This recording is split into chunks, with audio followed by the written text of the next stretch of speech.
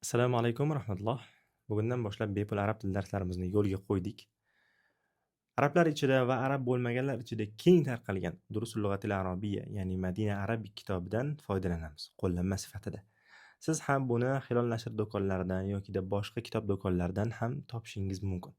Va xohlasangiz biz PDF shaklini Telegram sahifamizga joylab qo'ydik va o'zingizga yuklab olib, kitob shaklida foydalanishingiz mumkin. Birinchi dars hada mavzusini ko'rib chiqamiz. Bu kitobimizda 5-betga to'g'ri keladi. Birgalikda mavzuni o'rganishni boshlaymiz. Hada so'zi o'zbek tilida bu degan ma'noni ifodalaydi. Odatda biz buni yaqindagi narsalarga yoki yaqindagi kishilarga nisbatan ishlatamiz. Bu bola, bu kishi, bu u shaklida. Arab tilida bu so'z hada shaklida ifodalanadi. E'tibor berayotgan bo'lsangiz, talaffuzimda ha harfidan keyin cho'zib hada deb talaffuz qilyapman. Ya'ni ha harfidan keyin kichik alif bo'lib, biz buni talaffuz qilayotgan vaqtimizda doimiy ravishda hada shaklida talaffuz qilamiz. Va ba'zi bir kitoblarimizda buni nima qilib qo'yadi? Kichik alif bilan ifodalab qo'yadi. Keyinlar biz ham kitobimizga buni belgilab qo'ydik. Hada deb unutib qo'ymasligimiz uchun. Demak, hada degani bu yaqindagi narsa yoki yaqindagi kishilarga nisbatan bu degan ma'noni ifodalar ekan. Endi biz buni misollar bilan qo'llab ko'ramiz, yanada yaxshiroq tushunishimiz uchun. Ko'rib turganingizdek, uy. Arab tilida biz buni baytun deymiz. Endi bu uy, mana bu uy demoqchi bo'lsak nima qilamiz?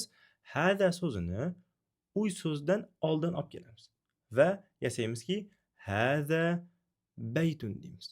Shunda bu uy degan ma'noni ifodalaydi. Masjid. Arab tilida buni masjidun deymiz. Endi tepadagi qoida asosida, ya'ni bu masjid demoqchi bo'lsak nima qilamiz? Hada so'zini mana shu so'zdan oldinga olib kelamiz va hada masjidun so'zi hosil bo'ladi. Ma'nosi barchamizga ma'lum. Bu masjid degani. Endi shu o'rinda bir qoidani yodimizda tutaylik. Hada, ya'ni ism ishora doimiy ravishda so'zni boshida kelish kerak. Biz ko'rsatayotgan predmet esa hada so'zdan keyin kelish kerak. Suratdagi narsa nima? Eshik. Arab tilida biz buni babun deymiz. Mana bu eshik demoqchi bo'lsak, hada so'zni olib kelamiz. Hada babun. Mana bir gap hosil bo'ldi. Bu esa kitob. Arab tilida buni kitabun deymiz. Tushunali? Kitabun. Endi mana bu kitob demoqchi bo'lsak nima deymiz? Hada kitabun.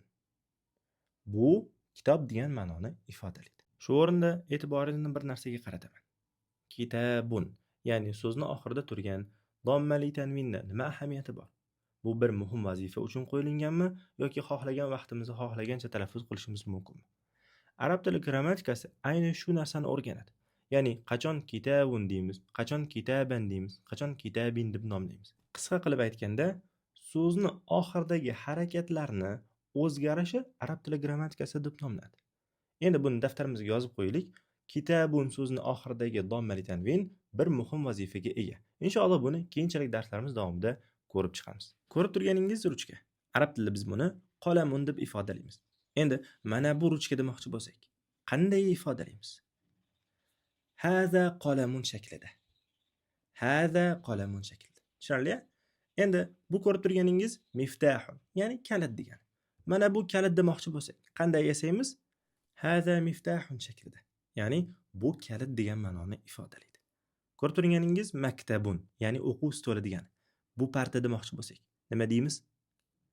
Hada maktabun. Bu parta. Demak, oson qoida asosida yasalar ekan. Sarirun, kravat. Bu kravat demoqchi bo'lsak, qanaqa yasaymiz? Hada so'zini olamiz va sarir so'zini qo'yamiz. Hada sarirun gap hosil bo'ladi. Bu kravat. Kursiyun, stul degan ma'noni ifodalaydi. Bu kursi demoqchimiz. Qanday ifodalaymiz? Hada kursiyun, ya'ni hada kursiyun shaklda ifodalaymiz. Tushunarli bo'lgan bo'lsa, shu qoidani daftarimizga yozib qo'yaylik. Ya'ni ismi ishora so'zni boshida keladi va ismi ishora ko'rsatayotgan misol shu ismi ishoradan keyin keladi. Va uni oxiri qanaqa holatda turardi? Dommali tanvin. Hada kursiyun, hada baytun, hada masjidun, hada babun shaklida. Kelgan misollar bilan batafsil ko'rib chiqamiz. Hada baytun, bu uy degani. Hada masjidun, bu masjid degani. Hada babun, bu eshik degan ma'noni ifodalaydi. ikkinchi qatorni o'qiymiz. Hada kitabun, bu kitob. Hada qalamun, bu ruchka. Hada miftahun, bu kalit.